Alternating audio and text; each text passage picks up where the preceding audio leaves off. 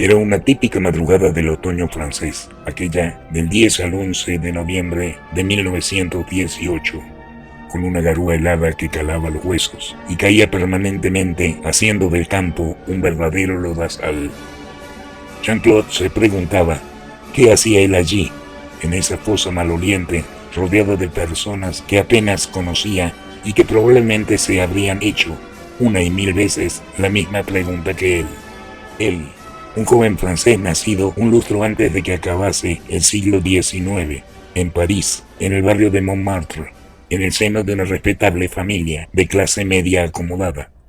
Él, un aventajado estudiante de pintura de la Beaux-Arts de París, convertido ahora en soldado de Francia, pero nada que ver con aquellos soldados que se paseaban en los desfiles del 14 de julio por París al compás de estruendosas bandas militares, enfundados en vistosos uniformes rojos y azules. Estos soldados se habían convertido en desechos humanos, sucios, malolientes, condenados a permanecer en esa zanja lodosa y húmeda, hasta que un silbato ordenara salir a enfrentar al enemigo en una acción que podría ser la última de sus vidas. Esa madrugada, en esa trinchera fría y húmeda, y sin poder recordar cuándo había tomado la última comida caliente, extrañaba más que nunca los desayunos de su casa, el té con leche humeante y croissants calentitos, la jalea de naranja, la mantequilla y el queso, todo servido en la mesa con mantel blanco por Constantin, la mucama. Ahora estaba allí, semicongelado y húmedo, mordisqueando una dura galleta marinera horneada meses atrás, con un jarro de una sustancia oscura que llamaban pomposamente café, pero que no era sino una infusión aguada de porotos tostados. Un poco más allá, Marcel y Antoine jugaban cartas con un naipe sucio y ajado, mientras Pierre fumaba su pipa y pensaba, quién sabe en qué tiempos mejores, todos esperando la señal para acometer contra los boches de la trinchera distante unos 200 metros, pero tratando de no pensar en ello para que el miedo no los invadiera. Sabían que habría un ataque porque habían ordenado que colocaran los sables bayoneta en los fusiles Lebel. De pronto sonó el silbato, fuerte y estridente, ordenando la carga, y todo cambió, como por arte de magia. Lo que había sido silencio se transformó en un pandemonio de gritos e insultos. Lo que había sido quietud en una muchedumbre de cuerpos corriendo hacia el frente, desde donde partía una nube de proyectiles de ametralladora que diezmaban a los atacantes. Antoine fue el primero en caer, víctima de esas ráfagas de ametralladora con lo que los boches los recibían. Jean-Claude vio como Antoine, que corría a su lado, caía con la cara destrozada por un proyectil y sintió que el miedo le subía desde los pies y le revolvía el estómago. Unos pocos metros más adelante cayó Marcel con las piernas destrozadas por un obús de mortero que explotó a su lado. En el momento de la explosión, Jean-Claude sintió que algo muy caliente le rozaba la cabeza. Corrió algunos metros más y tropezó con un cuerpo que yacía sin vida. Trastabilló unos pasos y, sin poderlo evitar, cayó en un pozo hecho por una bomba en el bombardeo de artillería llevado a cabo el día anterior. Su primer intento fue levantarse y seguir corriendo, pero el miedo lo dominó y permaneció acurrucado en el hueco temblando, un poco por el frío y otro poco por el miedo.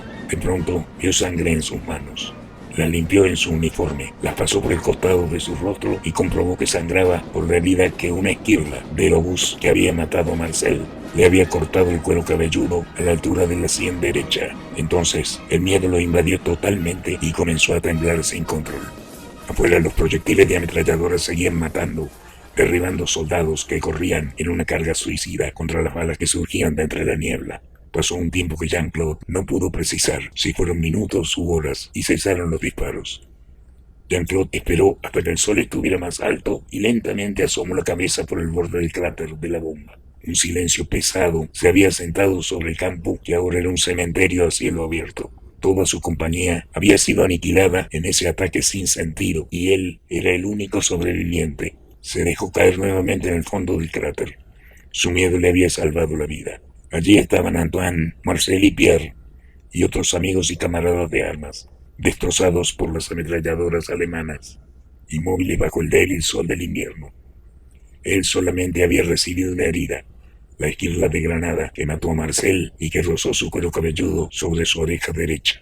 Una herida insignificante, pero de abundante sangrado, de allí que tuviera el uniforme muy manchado con sangre. no se atrevió a salir. Prefirió quedarse cubierto hasta que el sol estuvo muy alto en el cielo, cerca del mediodía. Solo entonces se atrevió a dejar su escondite. En el campo no había una sola persona con vida, salvo él. Le pareció por demás extraño que los Boches se hubieran retirado, pero así era, ni uno solo quedaba en el campo. Comenzó a caminar de regreso a las posiciones francesas cuando de pronto escuchó un lamento y un pedido de auxilio. Era un soldado francés a quien una granada le había destrozado una pierna desde la rodilla hasta el pie.